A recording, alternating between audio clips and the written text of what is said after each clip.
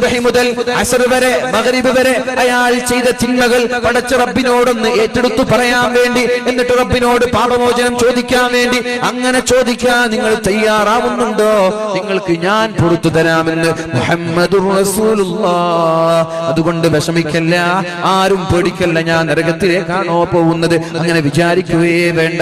അള്ളാഹു നമ്മൾക്കൊക്കെ സ്വർഗം നൽകട്ടെ, അള്ളാഹു നമ്മൾക്കൊക്കെ സ്വർഗം നൽകട്ടെ.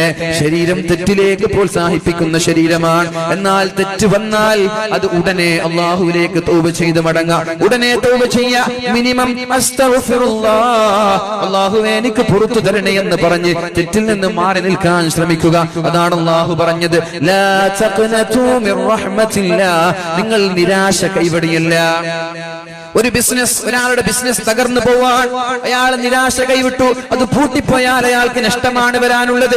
എന്നാൽ നിരാശയില്ലാതെ ആർജവവും ഊർജവും തിരിച്ചെടുത്തുകൊണ്ട് സധൈര്യം വളരെ ആത്മവിശ്വാസത്തോടെ അതിലേക്ക് വേണ്ടുന്ന നന്മകളും അതിലേക്ക് വേണ്ടുന്ന കാര്യങ്ങളും ചെയ്തു, അതിനെ ഭംഗിയാക്കി അലങ്കരിച്ചു, വീണ്ടും മോടി പിടിച്ചുകൊണ്ട് ബിസിനസ് അദ്ദേഹം വർദ്ധിപ്പിക്കാൻ ശ്രമിച്ചാൽ അദ്ദേഹത്തിന്റെ കച്ചവടത്തിൽ ലാഭമുണ്ടാകുന്നത് പോലെ നിങ്ങൾ എന്തെങ്കിലും തെറ്റുകൾ ചെയ്തു 4-5 വർഷം നിരന്തരമായി ജീവിക്കുമ്പോൾ ഇനി എനിക്ക് മാപ്പില്ല എന്ന് പറഞ്ഞ് നിരാശരാവല്ല.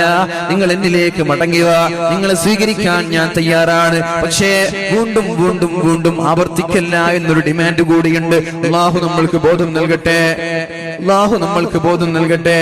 എന്നിട്ട് അള്ളാഹു ചോദിക്കുന്നു,